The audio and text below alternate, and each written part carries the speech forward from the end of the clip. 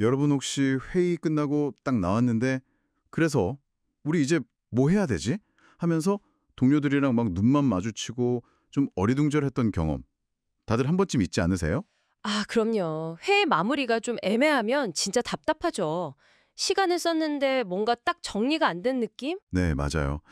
그래서 오늘은 여러분이 회의를 아주 그냥 깔끔하고 전문가처럼 마무리해서 주변에서 와, 저 사람 진짜 일 잘하네.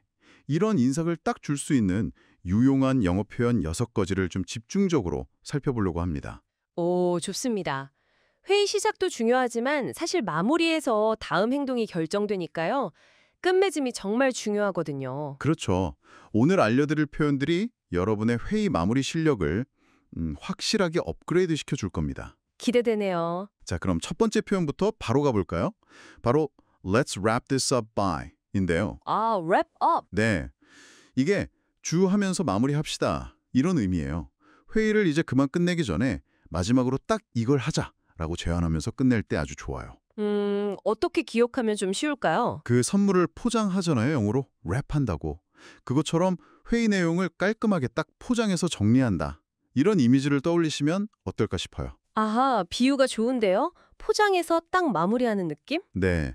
그래서 이 표현은 회의 막바지에 자, 이제 정리합시다. 이런 신호를 주면서 구체적으로 뭘 하면서 끝낼지 제시할 때 아주 깔끔해요.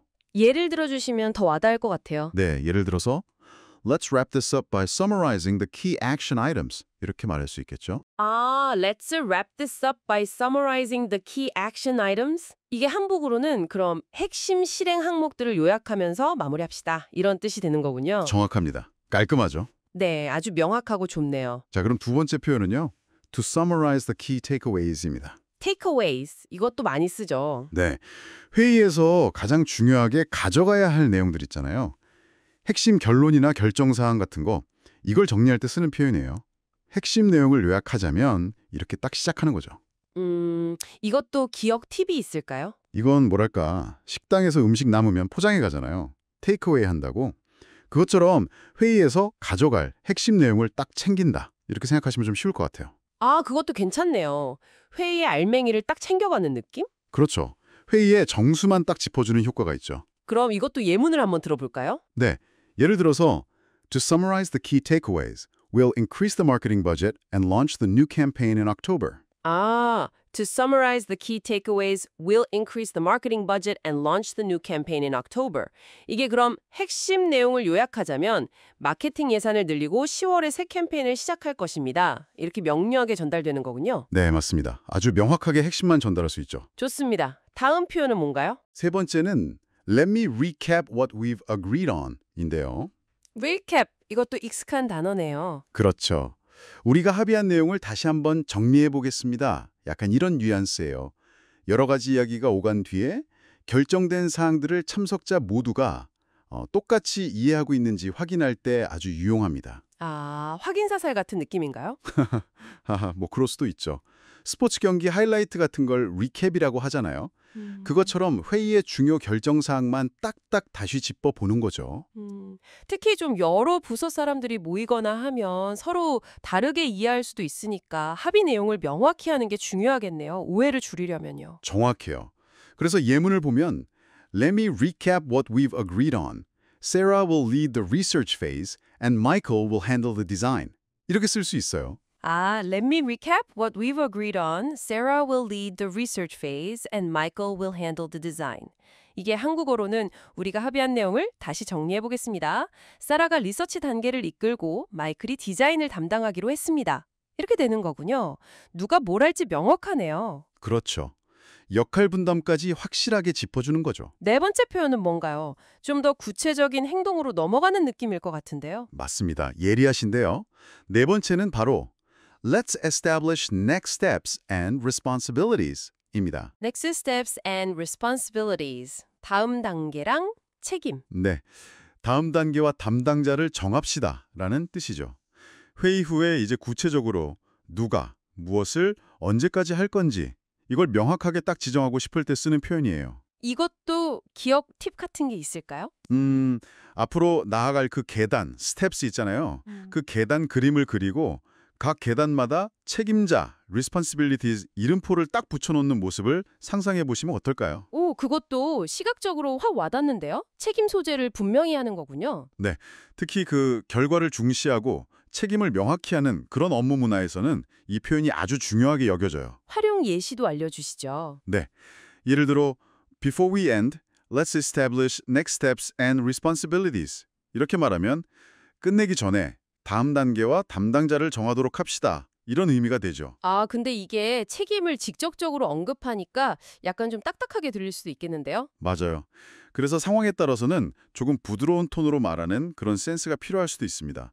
너무 막 추궁하듯이 들리면 안 되니까요. 그렇죠. 분위기를 좀 봐가면서 써야겠네요. 다섯 번째 표현으로 넘어가 볼까요? 이건 후속 조치를 약속하는 아주 프로페셔널한 표현입니다. We'll follow up with an email summarizing. follow up, 후속 조치, 이것도 중요하죠. 네, 내용을 요약해서 이메일로 보내드리겠습니다. 이런 의미인데요. 회의 결과를 그냥 말로만 끝내는 게 아니라 문서로 딱 정리해서 공유하겠다. 이런 의사를 전달할 때 아주 좋습니다. 회의 끝나고 나서 아까 무슨 얘기했더라 할 때가 많은데 이렇게 메일로 정리해주면 정말 도움이 되죠. 그렇죠. 회의 내용을 기록으로 남기고 공유하는 건 정말 중요한 마무리 절차 중 하나거든요. 기억 팁은 그냥 회의 끝나고 관련 내용을 정리해서 이메일 보내는 그 모습 자체를 연상하시면 될 것 같아요. 네, 그건 뭐 직관적이네요. 예문은 어떻게 될까요? 예를 들면 We'll follow up with an email summarizing today's decisions and the timeline. 이렇게요.